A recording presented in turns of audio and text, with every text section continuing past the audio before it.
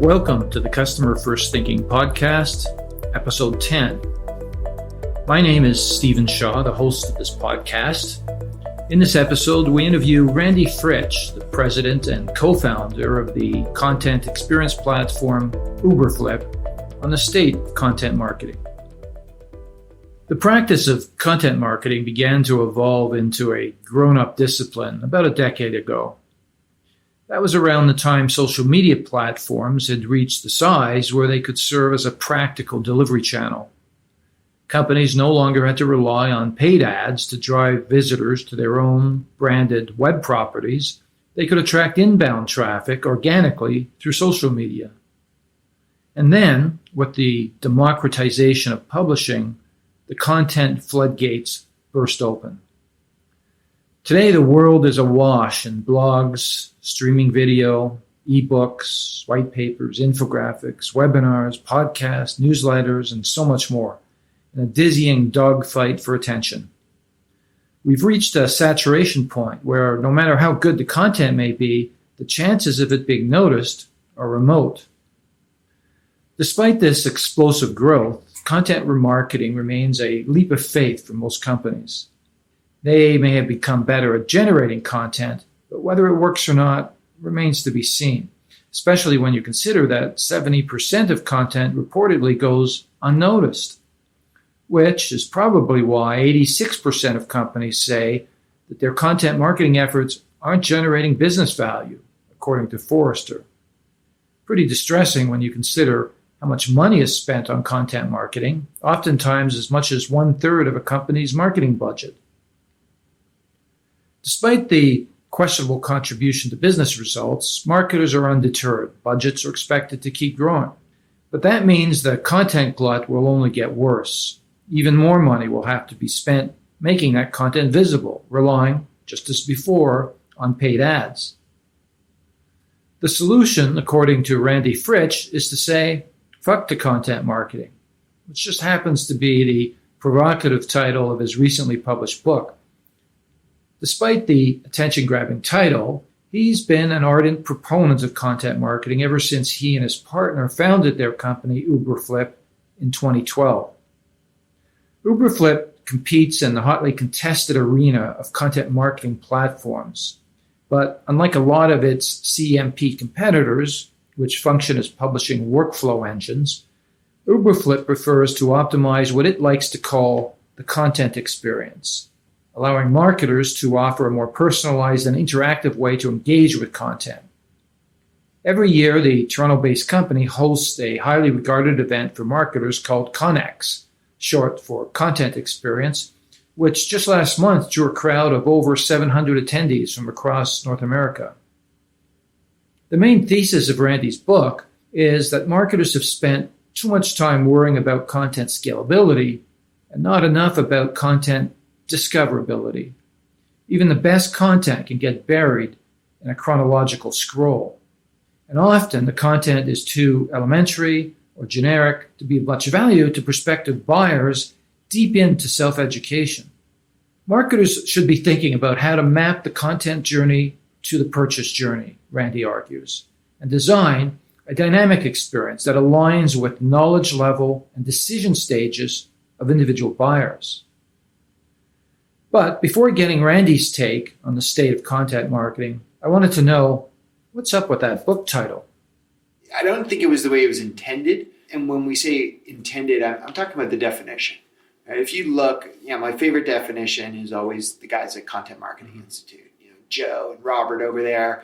And they define content marketing. Of course, it starts off, create valuable, relevant, and consistent content to attract an audience. But that's kind of the only part of the definition we ended up focusing on, because when we think content marketing, we think of content creation. We think of people whose job title is content marketers. Right. And content marketers are thought of as the people who write, who maybe were journalists at one point in their life.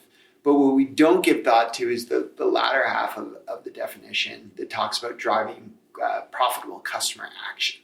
And that's... In other words, why do content marketing? Right. Why do it? Right. right? Or, why bother creating all that content if it's not going to go to use? Which would have been a really long-winded title of a book. And that's really what I meant. It's shorthand for you guys aren't getting this quite right yet? Is that what you're saying? Exactly. It's funny, my team wanted me to use the term stop at one point, right? They're like, it's still harsh, but it's not. And I said, no, but that's not what I want. I don't want people to stop creating content. I don't think there's a point in creating it if in the number that I reference a lot is a data point from Serious Decisions, which is almost 70% of the content we create goes unused. Yeah, I've seen Forrester's benchmarks on that too. They say 64%. Yeah, so it's pretty scary to look at that. I've had people challenge me on, well, what does it mean not to use content? To me, it just means that you post it to your site, right? Like, I'm not talking about the content we create and never gets used. I'm talking about the content we create and sits there on our website without ever being leveraged by anyone other than the person who published it or the person who finds it through SEO. Right. It's interesting. Today I had a reach out because of a blog I had created from a product manager someplace saying, oh, we've just written this blog. Would you mind posting this on your site? We know it would be a valuable resource, which was a naked attempt at backlinking. And I'm just shaking my head thinking, no, that's kind of not how we want to play the game here on our side. So, but I just want to go back to that question, though, because it's certainly a relevant one. Content marketing, admittedly, has become a buzzword. It's somewhat like CRM used to be back in the 90s, tarnished by mispractice and malpractice. The core thesis of your book, just help me understand. You're saying, I think, that this is content is only useful if it's relevant to where somebody is in their life cycle. Is that the central thesis of your book? I think that's a part of it. I think delivering the right content to the right person at the right time is a big part of being more strategic about the content that we did create. Right. But I think it's thinking about the content on, beyond just, is this good content or bad content, right? There's been over the last 5 years already this rise of quality versus quantity debate, yes, right? That's not what this book is about, right? Other people can debate that and probably argue it better than me. Is it frequency versus quality? Because that's really the debate I see. Oh, you got to produce a blog 5 or 6 times a week. Oh, by the way, it's got to be 1,500 words. Oh, well, that better be your full-time job if you're going to do it's an interesting, that's important too, but I would say it goes even a level deeper than that, which is not just the frequency, but when we create content, what are we creating it for? Like, for what purpose in the buyer journey, for what stage, and as a result, what format, etc. I think a lot of us go through this motion, well, we have to do that one ebook that we are due to do this quarter, month, week, whatever. Same thing with blog posts, same thing with podcast, etc. But actually taking a step back and say, what is the journey that someone's going to go through? And what assets are we going to need at different stages? And that starts to get you to challenge everything from format to frequency to writing style. So you make a really good point, and it's because I get confused about this. Where does the line get drawn between traditional Marcom, sales enablement, sales collateral material that's used to assist somebody at a point in time, and thought leadership content, because they all obviously deserve attention? Does content marketing or the concept encompass all of those objectives and formats, or is it more narrow in focus? Yeah, that's a great question. I would say the real question there is, what is content, right? And it's funny, this was years ago. We're very good friends and partners with the team at Marketo, now part of Adobe. And I remember early days being on a call with one of their product marketers. And they said, there's a lot of confusion here. We think we're competitors with you. And I was like, all right, I don't see that. We use Marketo. You guys, talk about us in partnership. And the issue is this individual was thinking of content as the body of content inside of the emails that we send. And I laughed to myself, but then I took the position of what if I'm a customer? What if I'm a marketer? How do they see content? Right. And there's all these competing forms of content in so many mediums at so many different stages. I like the idea of going back again to a definition, right? Content marketing is content that is relevant, valuable, and consistent to attract an audience. right? We need that at the top of funnel, which is usually more that thought leadership. We also need it at the middle and bottom of funnel more than ever these days to move people along. Right. So, I always like to ground myself in, well, what am I trying to achieve? I'm trying to achieve that ability to connect with that audience, to drive profitable customer action.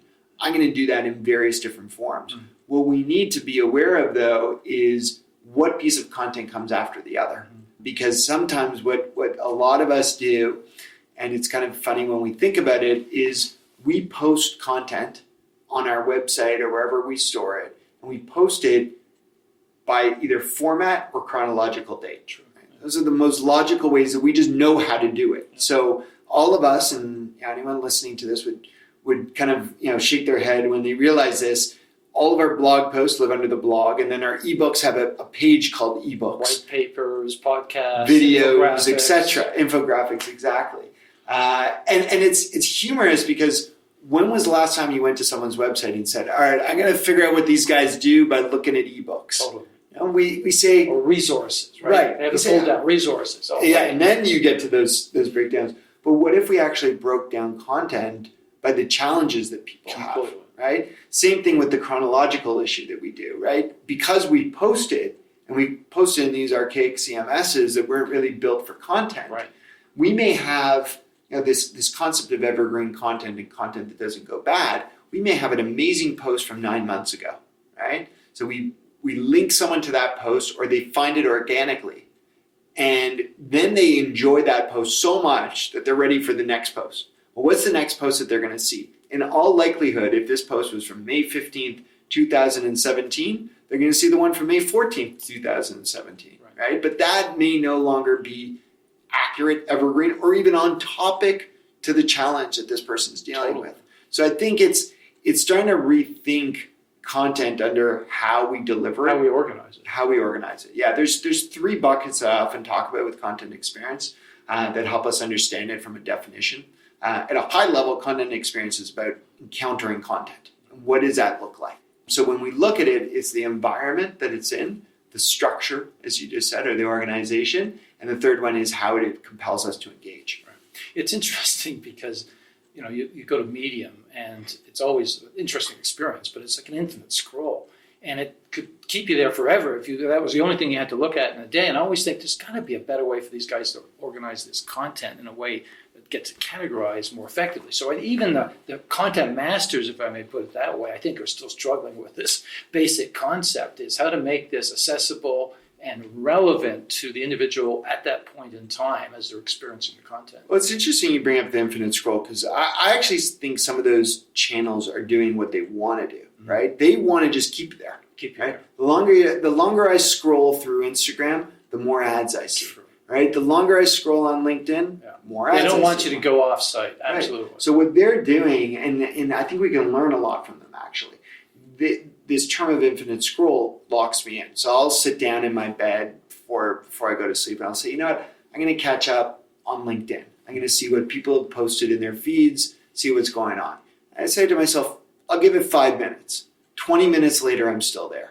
Right? That's what we want as brands. If it's the only site you're going to. I get frustrated because I'm dealing across a dozen probably sites every day, and Flipboard's another good example of exactly the problem, right? I can scroll forever and I'll randomly choose stuff I think may be relevant, but it doesn't help the experience. It doesn't help me actually figure out what it is I typically like. Look, Medium doesn't do a bad job because it basically looks at the last few clicks and then figures out, oh, you'll like this content. But I still say it's an industry challenge. And to your point and this is why I think your book is unique, is it does focus on the experience as opposed to the process of developing content, which is really all you read about today is the process, right? Not the experience. It's about thinking about where we want to direct people to find content and how we tee up that next asset, as you just said, in a more systematic way that's going to get someone to stick around. Because there's stats out there. There's one by IDG that talks about the number of pieces of content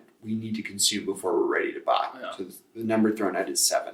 Yeah, whether the number's 7, 9, 2, doesn't matter. The question is, how do you get people to consume those 7 assets in 1 seating or 2 if need be, rather than 7? And most of us think of it as we were trained to do with email, right? Well, in my email, I'm going to send out 7 emails. You're going to do the best headlines ever, clickbait again, to your earlier point, get people to open them up. And even if we're right and we can do that, which isn't easy because there's so much else distracting us, why would we wait 7 emails in to get them to consume all 7 pieces, right? When we all know that we'll jump onto Netflix and we'll watch a whole season in an afternoon, right? And it's not, most marketers will say, well, that's Netflix. They have like really compelling content. That's not true, right? We have content that interests our buyers. And again, this book is not about how to create the right content. It's about how to queue up the right content when you have it. Right. So it's an interesting conversation because there is and you bring this out in the book quite effectively, it's mapping content to specific life cycle stages, pre and post. Got it. But there's this other opportunity that, and we'll come to this in a second, but where brands decide they're going to be a singular trusted source of information on specific subjects. So as an example, I think of HubSpot, which has really set the standard in terms of inbound marketing. Their phrase, they invented it, but really that is their entire marketing efforts are devoted to getting people to come to that site, and they've succeeded tremendously in the markets that they want to serve. So that's the other option, is really get people to come to you and being seen as a trusted source as opposed to trying to figure out in advance how to map to the decision stage, isn't it? I mean, not to say one or the other is better, but it's interesting that some brands take slightly different approach than others. Yeah, HubSpot is amazing, and they're a close partner of ours, so I will never say anything bad of them. Not just because they're a partner, because I'm amazed at what they've accomplished. They should be using your platform. But the reality is, not all of us are going to be HubSpot, right? And I think sometimes the gold standard of what HubSpot does, we can take a lot of lessons, but not all of us should be sitting here saying, how do I have everyone come buy from me, right? There's a marketer that we work with. His name's Daniel. He works at a company called Snowflake. And he was presenting at a conference recently, and he made this point that amazed me. So they've invested heavily in account-based marketing, which is this concept, if people aren't familiar, targeting accounts. These are the deals that I want to land. More enterprise-minded, perhaps than even a HubSpot. HubSpot sells to some enterprises, but they've got medium-sized to SMBs, small-sized companies. That's exactly. their sweet spot. So they're going after a much larger audience. So the inbound mentality of pull people in and everyone come to our site and let us be the thought leader definitely works well for them.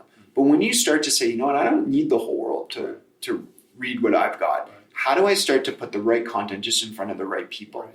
And what they've started to see is over half of the content that people are engaging with now. So if they have a post, and for simple math, 100 people view it, over 50 of those views come from specific accounts that they said, I want to put this piece of content in front of that account. Mm-hmm. And you start to look at that and you say, oh, well, that means there's so little traffic on their website. If they're targeting these people and getting that, their website's barely doing anything for them. But maybe that's the goal, right? Maybe it's not about catching with a big fishnet versus a spear, if you've heard that analogy inside of ABM. And I think that's where we have to be careful to overly try and be a HubSpot sometimes versus understand what is the purpose of the content I'm creating. Correct. Yeah. And well, it's where in the case of B2B, certainly as you're describing, it's where marketing actually starts to do more of the heavy lifting around those early sales interactions, where salespeople today are being shut out of the conversation because they're not providing value add, right? Absolutely. So and that still is seem to have a long way to go there before they trust marketing enough to give them that responsibility. Yeah, there's a Gartner stat on that we used to always read those stats that just talked about how much content or how far in the buyer journey they were before they spoke to sales. It's like 60-70%. Yeah, but there's a more interesting one I find that 82% of their time now across the entire buyer journey is being spent doing research versus speaking to sales. Sure. Right? I believe so of the 18% being, where they're speaking to sales, I always think to myself, it is very likely that whoever owns the 82% of research time will own the time spent with that specific vendor, right? So if I can win 60 of 82% of research, then I'm probably going to get the same proportion of the vendor time that they spend talking to a sales. Well, and your own space, the one that you compete in, I want to get to this question momentarily, but Newscred, Contently, yourselves, and a few others do a masterful job, as you would expect, of bringing people back to their site on the strength of the content experience. Like, and those names are in my head anyway. I'm very aware of them. I'm aware of those brands, which when you think about the job of marketing, in part to raise brand awareness, it's a terrific way to do it, but also a tremendous amount of resources have to be put against it. I want to go to that question in a second. I do want to take a bit of a side trip here, though. You're pretty young. You started out in sales, I think, and took on a marketing job with Rubbermaid. And there was a company called, am I pronouncing this correctly, Aria, that you went to in a sales marketing capacity. Then you and your partner, co-founder, started this company called Magazines, and that presumably was the inspiration ultimately to Uberflip. Prior to that, obviously, Flipbook. Just explain that arc for me just a little bit. How did you make that leap? It's always one that takes a huge amount of courage, obviously, to go out on your own like that. But what got you to, what epiphany did you have to get you to start Magazines, as an example? Yeah, so for clarity, I didn't start Magazines. I actually joined my now co-founder of Uberflip. He started Magazines. Okay. He started Magazines. So I spent, I guess the two longer stints of employment before being in tech, were definitely marketing related, but they weren't in technology. And I was passionate about technology. I got to a point where I had actually gotten out of a business venture that was not extremely successful. I wasn't overly happy going through that process. And my wife very much encouraged me to, take some time to do something I was passionate about, right? And I think that that's one of the most important things, regardless of starting a company or being part of a company, is doing something that you're passionate about. It's so much easier to change the world and feel that you're changing the world. Yeah, or just enjoy going into work and enjoy pushing forward. Sure. So that to me was really what, I owe a lot of that to my wife. I owe a lot of that to being in this role is having a passion for marketing.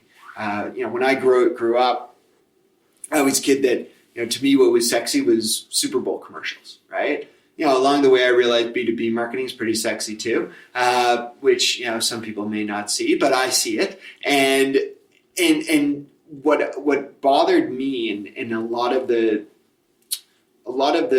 reasons that we started Uberflip were tied to things that frustrated me as a marketer, right? Like, I was the creative guy. I was able to come up with these awesome ideas for campaigns, but I couldn't get them onto the web, right? I mean, I didn't go to school for that. I even struggled trying to figure out Flash back in the day, right? Like, Flash wasn't easy, but PowerPoint was easy, right? I wanted something for getting content on the web that was as easy as PowerPoint versus having to figure out Flash, right? Macromedia is an amazing company, but it wasn't an easy solution to pick up and just start using. We needed web teams or design teams back then for those tools. Same thing as what Yov and I saw together was that there was going to be a need for the marketer to leverage content in a more meaningful way. And it kind of, you made reference to some of the people that we compete with. We actually don't compete with Newscred or Contently. No, because they're more content production platforms. Right, but they were around already when we started Uberflip, and they were somewhat our motivation because we looked at them and we said, they're solving for creation. Yeah. And once someone solves for creation, when someone solves for anything, it creates yet another problem. Right? I mean, the biggest thing that we always looked at from electric cars and said it's never going to take off was the infrastructure. Right? Even if someone were to figure out how to build an electric car that was great, there wouldn't be infrastructure. The reason Tesla's been so successful is the infrastructure that they put around us, right? And we kind of said that with content. We said, well, if they figure out how to create all that content, what happens when people have content? So I think, the jump into this role into Uberflip was very much driven on passion, driven on, being a marketer, knowing the problems that marketers had and wanting to solve them for myself, I'll throw in the fact I actually couldn't find a job at the time. So it was kind of out of necessity to go start something. Yeah, that's a true story. Hard to believe. True story. I was frictionally unemployed, right? I run a company. I wanted to get into tech. No one wanted to hire the guy who ran more, traditional brick and mortar businesses. And I had my MBA, so I had silly mindset of what I should be paid. So I said, if no one's going to pay me that, I guess I should go earn it. Oh, wow, that succeeded amazingly. But explain to me the epiphany, because you got into this magazines, which I think I get, came up with the flip book concept, which is great. We used it actually in our shop for a big presentation we were making. And then migrated since to, which none of this was a pivot. It was a progression. It seemed to me a progression of thought or evolution of thought that got you to this point. At what point was the epiphany that I know what the marketing problem is here that I need to solve? Sure.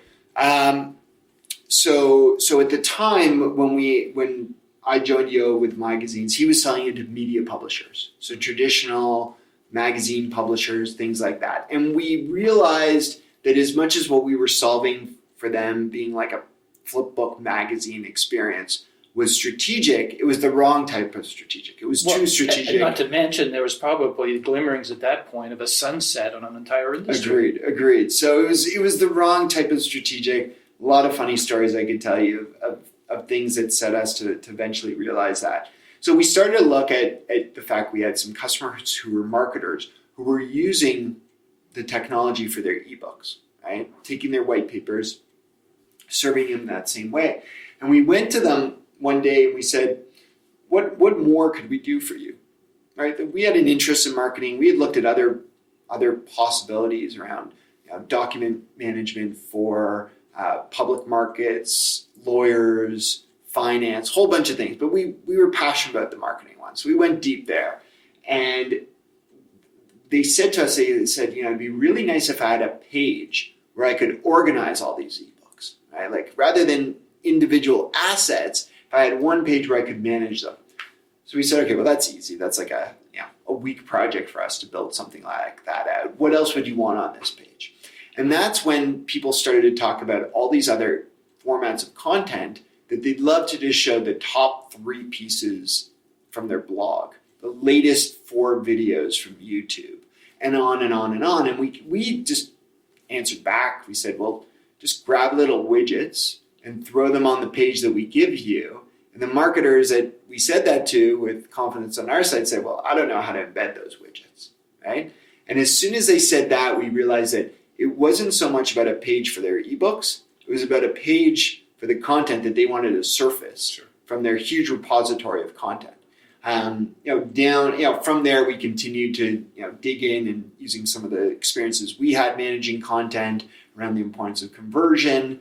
The idea became more fledged out, but it was very much that survey that we did with customers, asking them what more could we do that led us to realize that there was a huge problem down the road. When I look at the content technology space, it's horribly confusing. This started out as, WordPress for bloggers, and it's exploded into splintered, fragmented into all these different types of solutions and applications and tools. It's totally bewildering. Mm-hmm. And I get your position, your company around the concept of content hub and content organization, because when I initially ran across you guys, I thought, oh, well, that's an interesting approach, and I like it.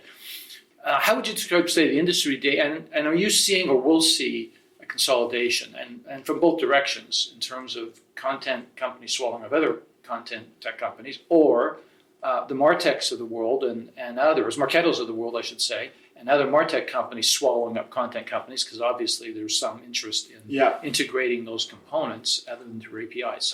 So how would you describe the state, and where do you think this is going to net out in a few years?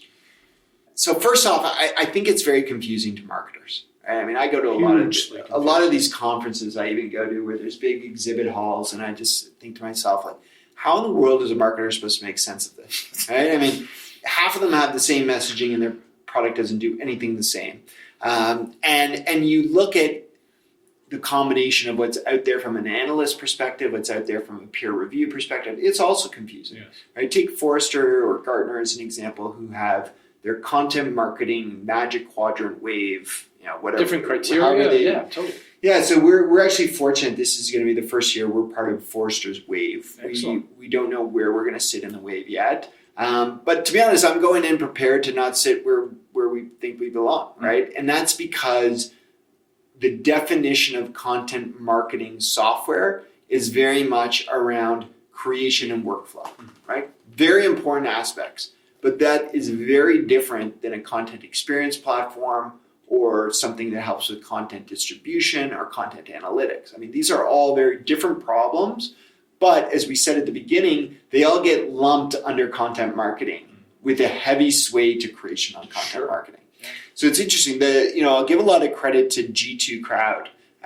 Last year, late 2018, they went and they said that their term for how they look at the landscape was a grid. So they said, instead of having a content marketing grid anymore, we're going to break it down.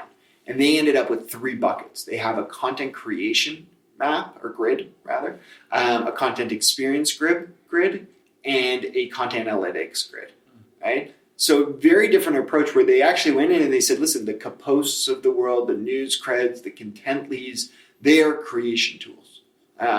The Uberflips of the world, the Follows, the Path Factories, other companies like that, they're focused on experience. And then you've got other solutions like Outbrain and Taboola and others who help with distribution of content. They'll be under the content distribution map. So in a way, it's, some marketers may look at that and say, well, now I need more technology. Well, but that's sometimes that's the reality. Some sort of super suite that covers the bases, but that doesn't exist at this point. Right, and that's that's your question on where are we going in a few years. I think that there will be a lot of convergence. I think, though, that it's important to realize that a lot of the content creation tools are made for the people who become content marketers, where their job title is creating content. A lot of the tools, perhaps for content experience or content distribution, in some cases, they're more meant for the demand gen marketer or the digital marketer. And I think that's where content's this very confusing term, where we assume that because we created a job title of content marketer, that we should expect that person to be able to do everything, right? And that's not fair to that individual. It also, it's part of my book is the point that I'm not telling content marketers to fuck off. I'm not telling them that they shouldn't exist. In fact, many of them are probably sitting there saying, well, fuck my job if the content I create isn't going to be used by the other people in my organization. And we end up with this challenge where people, may look down on content marketers when I think they're actually highly valuable. We just have to figure out how to leverage everything that's coming. Well, and so let's get on that subject, because one that fascinates me personally. I just, I look at marketing more broadly and the way it's organized today, and it's still not optimal, clearly. And mainly because the old marketing formulas are on their way out the door. No one's quite figured out what's going to replace them. So there is this whole lack of a general marketing theory. And I think this is where content marketing struggles, is because you're now bringing potentially into an organization brand journalists who have no background in marketing. And flip the equation. You have marketers who are trained from school on to be messengers, not storytellers. Yeah. Yet you hear this term storytelling, and it's really blunt for the most part, because there is no story, there's no narrative arc, and there's no consistency between what the brand is saying about itself and in fact the content that you're producing. So it's a bit of a mess. Now, how do companies successfully make that leap? So if you were talking to a company today that was doing no content marketing, what would be your plan, if you will, to get there sooner rather than later? Would you contract out the work? Would you start small? Would you scale largely, quickly? Like, what would your recommendation or advice be? I realize that's going to be so dependent on the type of company, but just generally speaking, you must get that question a lot. Yeah, I do. So first off, let's zero in on a stage of company, right? Because very different for the mom and pop. I want to create content. You know what? Then the founder should be creating content, right? They're going to know their business. They should start. They should set by example. Prove that it's going to make a difference. But let's talk about more SMBs, mid-market enterprise organizations, that are investing in a large marketing team. At least 10 marketers on the team or more, right? I think one of the things that we expect is that if we want content marketing to be this very strategic thing in our organization, then we need a content creator to lead that team, right? And I don't know if that's always the best recipe. Not to say that they can't do it, but then you end up with it like an editorial team, right? You end up with a brand journalism team, if you will. And that can be very effective in large organizations where it's truly thought leadership.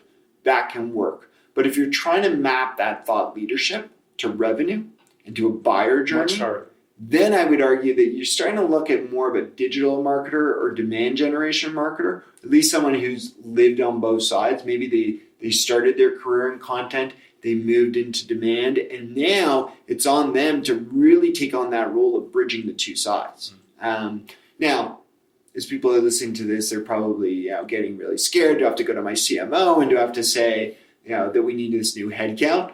At some point, you probably do. We've seen a lot of people start to use the term content experience manager. Out there, we have a couple people with that title on our team of 20, which our marketing team of 20. I've seen a lot of job descriptions out there lately for the content experience manager, and very often they are referencing someone who has created content, but more importantly, understands demand generation, right? Understands the buyer path that people are going to different channels. Performance marketing. Right. When you think about it, it's understands where is content going to be used, right? Not just on our website, but like, are we going to do retargeted ads and are those ads going to link to content? Are we going to send emails from our marketing automation platform and link to content? Are we going to send direct mail where they open it up and they go to a URL and that's content, right? Like the reality is you can't execute any of these marketing strategies that we're talking about, whether it's inbound, ABM, even our sales reps, right? They're sending out content all day long. Right? So it's someone who understands the complexity of the different touch points. So you touch on a huge issue, which is the mere complexity of it, obviously. And when you look at how much content can be produced by an organization, and to your point earlier, how much gets unused because there's no visibility on it. But I think more importantly, that it's acts of random content. That is, great, you can have a content strategy, but if that doesn't line up to some kind of customer experience strategy, I don't see how content strategy is heavy lifting to solve the problem. Do you know what I mean? That is, there needs to be, and this goes back to the concept of customer first thinking, there needs to be, from the top down, understanding what do you want the customer experience to be? Because maybe it's light on content, right? The content isn't going to be the answer to everyone's dilemma, to your point that I think you were just making. So my point is content marketing only going to succeed if a company or brand, I should say, has the right vision around what that differentiate or signature experience could be? That's a loaded question. I'll say I think there's a big problem. I specialize in that, by the way. I think there's a big problem, right? I mean, and I have an opinion. It's not a popular one. It would probably get many CMOs typically fired. Luckily, I'm a founder, so I feel like as a CMO, I'm somewhat safe here. You never know, but there's this term attribution right now, right? Or multi-touch attribution, which is the idea that we can't simply look at the first touch to conversion, right? You came in as a lead, so we're going to attribute everything to the event you were at or the ebook that you read or whatever it is. It's simplistic. Or last touch, as in, what was the last thing you did? It's this idea that there's so many touches. But the problem that comes with that is, and it's right, first off, before I say there's a problem, it's right. There is multiple touch points across that buyer journey. But in some ways, it's letting marketing leaders almost say, well, I got to do everything, right? Because I don't know what's going to have an impact, or they'll be able to show that the prospect touched 20 different, touch points along the way. So naturally, they're all important, right? And I think it's a bit of this bloated attribution that we're getting to. Isn't the challenge here is if we look at everything as a buyer journey, of course, that content is going to be skewed in a certain way to support that decision process. But half the battle, more than half, because you reference it in your book, is really post-purchase, is what's the experience like once somebody's bought for the first time.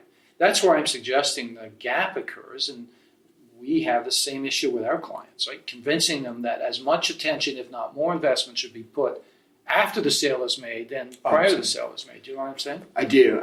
Yeah. So I agree with that. Laura Ramos at Forrester, Yeah, I know Laura. she writes a lot about this in terms of Life cycle marketing. Yeah. yeah, and the ideas of activation. And we've actually, with Uberflip, we've started to see some of our customers using our platform to better engage marketers with the right content at the right time. Our team internally here has started to take on a lot more responsibility in defining what our role is within customer marketing, right?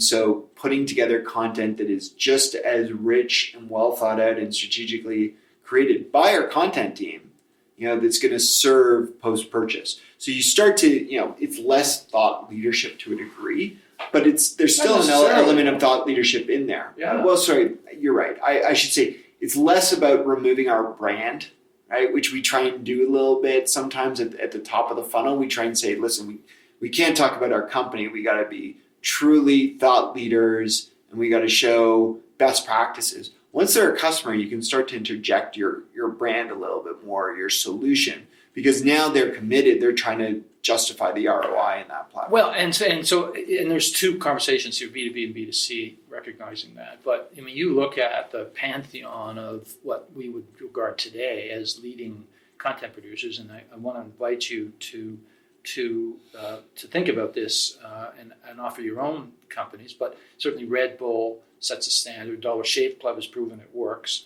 Kraft Foods, one of the early companies to embrace the concept of recipes as a way to connect with people. We talked about HubSpot, Nike, certainly in terms of the value it provides every day to people. People use it religiously on their app to help them with their training. Cleveland Clinic, a company you brought to Connex. That's amazing work. Who would you add to that list of greats where you can look at them as reference points, not only just in terms of the quality of the work that they're doing, but the success that they've had with that? Who would you add to that list? Yeah, let's look at a couple in different ways. I mean, I think you said HubSpot on there, but one of the things I'm impressed with HubSpot, I actually, on my podcast recently, I interviewed Kieran, who's their VP of growth. And one of the things that I found interesting is, so HubSpot now has users of their platform, but as he describes it, they have two other types of users. They have freemium users because they have this free product. So that's their second type. So we all, understand tech companies, SaaS. Those are your two typical types. His third type of user, though, that he described as a content user, right? And they define that as someone who registers and gets a full account type of some sort inside of HubSpot and is there really just to consume content, more premium gated content that's designed to make you into a customer before you're even a customer. Or train, I will add the brilliance of them, and I see it with our staff, the junior staff, who look for advice on the latest, and they're not going to get it from their textbooks. So where do they get advice and training from? HubSpot actually delivers it to them in a whole bunch of different ways as far as digital marketing goes, right? That's its brilliance as far as I'm concerned. Absolutely. So, and then another option that, I think this is the opportunity for people to be motivated because we look at some of these brands that you've given examples of, and we sit there, just as I said, with HubSpot, and we say, well, how am I going to become a Red Bull, or how am I going to become a HubSpot? That's overwhelming, right? But I gave you this example earlier of Snowflake and Daniel Day. And Daniel's approach is, and you talk to him, he's like, we can't create that much content. We create the content that we know our customers, our prospects are going to want, and then we package it in a way that's for them. They are personalizing content delivery, but they're doing so through the selection of content that they have at their disposal, not saying, okay, we're going to go land this customer. What content do we have to create for them, right? They do that at a point within, going back and circling back to what content should we create. But they're trying to create content for as many accounts as possible. They're just handpicking the right ones, which is no different than the experiences that we're all used to on sites like Netflix, on sites like Spotify. I always kid that, when I go to Spotify and I get that made for you or that, playlist of the day that they have, they're not composing new music for me, right? Like AC/DC doesn't go and, pump out a new song for me. I simply get the best songs that are in their library that are geared to my interests. And I think you touched on something really important you've mentioned a couple of times, but it's this idea of the long tail and finding the niche audience that you want to serve. But that niche audience you want to serve needs to clearly be aligned with the market segments that you actually are interested in pursuing as well, right? There needs to be, synchronicity there, if you will, between your decision as to your go-to-market strategy and clearly your audience building strategy to build commitment, belief, and repeat visits, et cetera, et cetera. I do want to ask you this question, though, because, we referenced Red Bull and Kraft and a few other companies. P&G is another company that's embracing content as a component of lifestyle marketing. That is to say, for their brand to be integral to the lives of the people that they're serving, they need to connect with those you used the term passions earlier, values, etc. You look at the Thank You Mom campaign they ran in the Olympics, brilliant. Didn't talk about their brands at all, just position themselves as they should, as connecting to their audience's values. So there's that side of the fence, which is what Forrester calls media-led content marketing, because it's supported by paid advertising. A lot of what we've been talking about today in this meeting is Forrester calls customer-led content marketing, which I'm not sure I love, but it's the idea of building audiences more organically in the way that you were just describing. And then you get a whole constituency saying, well, heck, all marketing today is content marketing. There is no difference. Do you make distinctions in the different types of marketing out there, media-led, customer-led, whatever your equivalency terms are? Do you make distinctions and what do you say to the marketers who scoff and say, an ad message is content today? One of the things I knew I'm not going to answer this one. I'm going to almost jump ahead to an area I know you wanted to discuss today with my answer, which is I think that there's a difference between creating content to tell stories and creating content to drive revenue, right? And they're both very effective strategies, right? I'm not one to crap on storytelling because I consider myself a storyteller. I love analogies, metaphors, ways to get people to pay attention and buy in. But at some point within, we also have to figure out how we show the value that we can drive, right? And I think some of the examples that you talk about with Red Bull and P&G, sometimes it's more about the stories within there. And as a result, we're able to fall in love with that brand. I'm not going to say that can't be done for more niche products because that there are those opportunities, but we have to look at how much time we're going to spend with that brand, how much impression we're going to get with that brand, what's our goal, how much consideration will we give, and as a result start to shift our thinking in terms of what type of content we may be looking for, right? Am I looking for very practical, help me understand conversion content? Yeah. Or brand awareness content. Exactly. Or even brand attitudinal content, which is kind of what you were describing, where P&G specifically, where their investments at one level is to build up P&G as its corporate purpose, or the same might be true of Unilever versus, say, the Duck brand. Right. You're operating at two different levels. And what we have to remember is in some of these organizations, there are people doing both. Just each of us or people listening to this may only see part of it, right? Because until we enter into that buying cycle, we don't see all that other content that's being created, right? We just see the stuff that's designed to get us to pay attention, and it's designed to pull us in. And when we're ready to be pulled in, the best ones will continue with that, as you called it, conversion content or retention content, depending on the stage that they're in.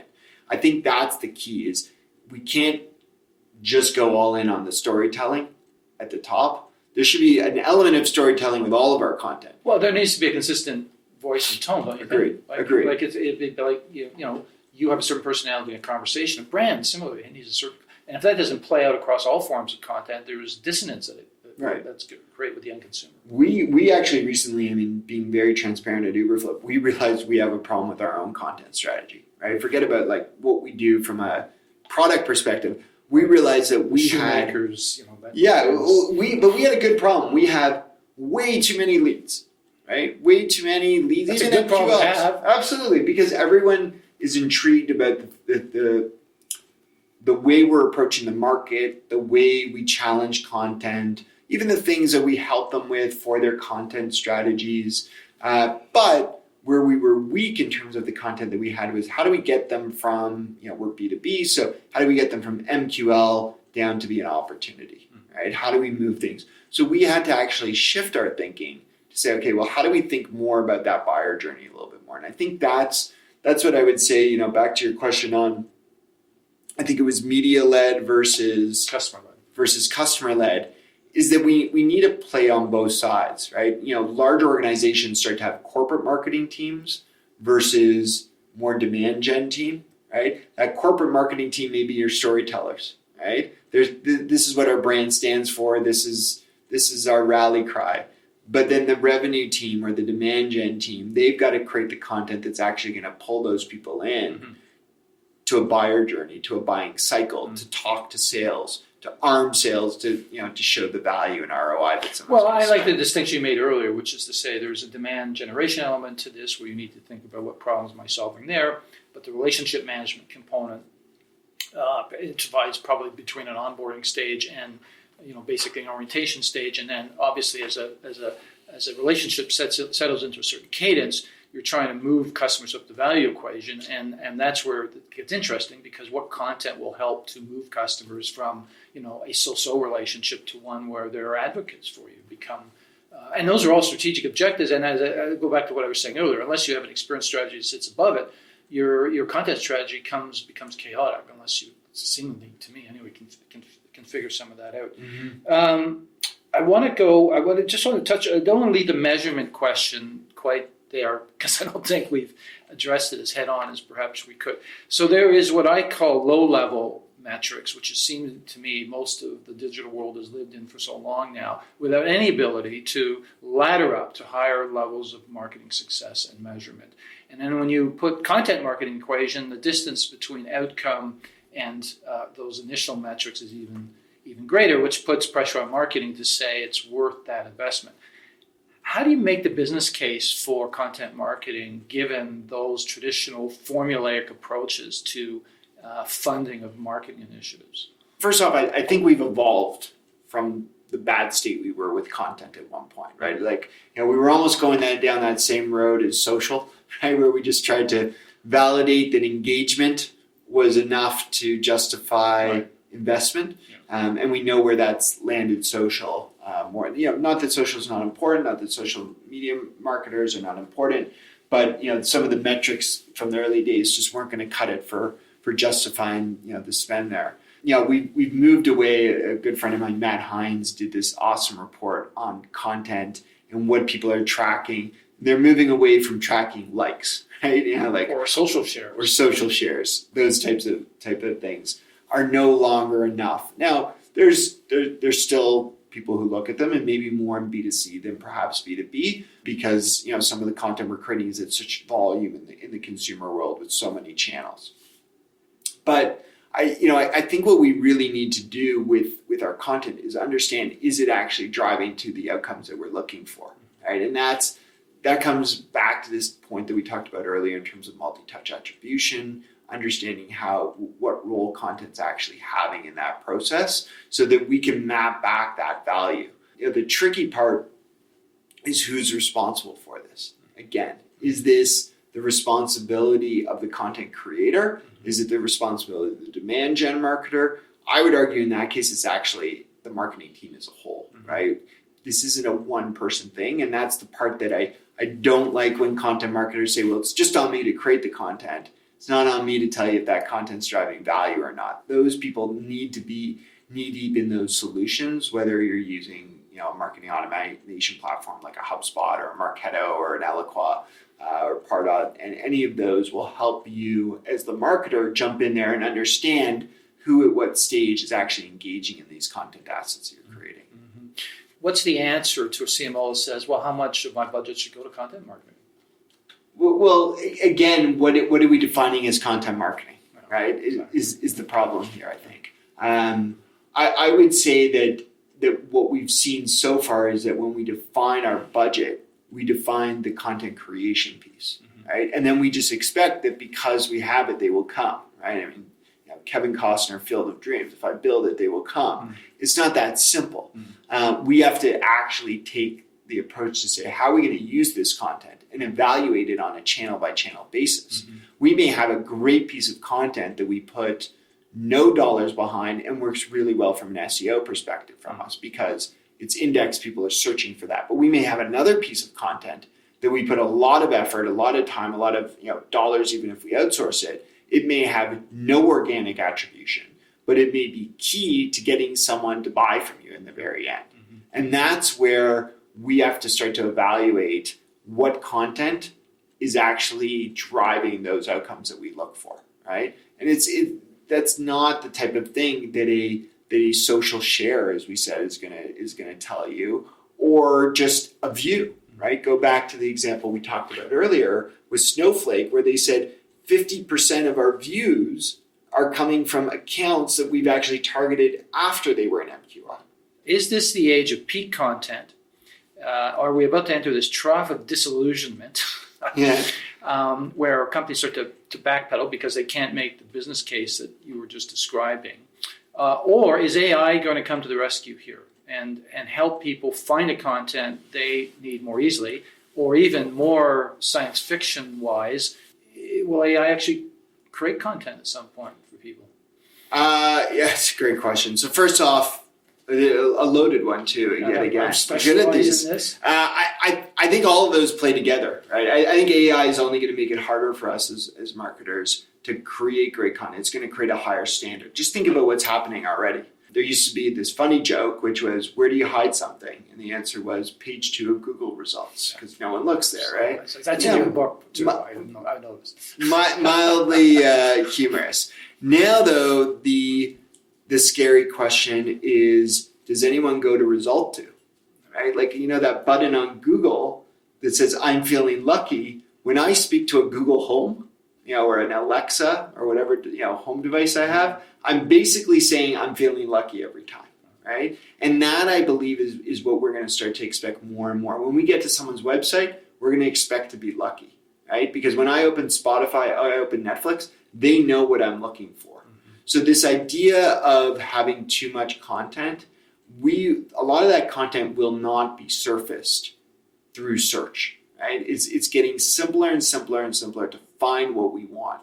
The question is, how do we tee up what's next, right? Because that's what leaves us there, right? We talked earlier about the infinite scroll. In other words, yeah. Right? How do we create an infinite scroll? How do we emulate what these mass medium channels like LinkedIn and Instagram and Facebook are doing? But how do we do that through the brand lens? So someone comes and they say, you know what? I'm here because it was a great piece of content, but now I'm sticking around because what you got up for me next is just as relevant, right? You've got to start to know people. And if we don't, they're just going to opt out. Sure. Right? Opt out could be anything from unsubscribe or just simply not coming back. Yeah, right? Or not coming back. Absolutely. Yeah. Absolutely. Well, there's a lot of loose ends to this picture. Final question. Sure. Mark Pritchard, as you know, is the CMO at P&G, has said, we are going to look realistically now at the possibility of an ad-free world. If that happens, it changes everything. And it may be a progression or it may be fairly quick. We're starting to see some significant changes going on now. Does that mean content rules at that point? Pick your time frame, 5, 10 years from now? Yov's my co-founder here, we have said for a long time that there will be a point where our homepage is content, right? I mean, right now it's messaging and product messaging, but what people come for is content. Check out websites of companies like IBM. They're already doing that, right? That's what you're greeted with. And part of that is because their offerings are so complex that they're just jumping there. Yeah. But I think more and more of us are going to start to realize that that's what we need to lead with. We need to lead with our position, which is no different than what Mad Men did back in the day, right? I mean, Don Draper is sitting there saying, what do we stand for, right? Sure. It's the same thing that we're saying with content. We just need to make sure, as we've said, just the question before, that we lead someone down a journey off of there, right? Because at some point, we got to get them to buy our products, right? But we need to be a little bit more suave about it, if you will, right? We got to lead them down there without them feeling like they're being led. Right. Well, that's what a good salesperson does too. Absolutely. That concludes our interview with Randy Frisch. The answer to the content glut, it seems, is to improve usability and relevancy, making it easier for people to navigate the choices or at least guiding them directly to the right choices. By putting as much thought into experience design as content development, marketers have a much better chance of engaging customers at every stage of the purchase journey. The goal is not simply to convert potential buyers, but to help and inform them, whether that's thinking differently about a problem, diving deeper into a topic of interest, or searching for new ideas and inspiration. Up until now, the practice of content marketing has always put the emphasis on content ahead of marketing as brands tried to master the publishing craft. Now the reverse needs to happen. Marketers want their content to perform as intended and for their growing investment to pay off. You can find past episodes of this podcast on customerfirstthinking.ca, where you'll also find blogs, articles, strategic frameworks, video, and more on the transformation of marketing. In closing, a big shout out to Justin Eacock for his contribution in making this podcast happen. Until next time, thanks for listening.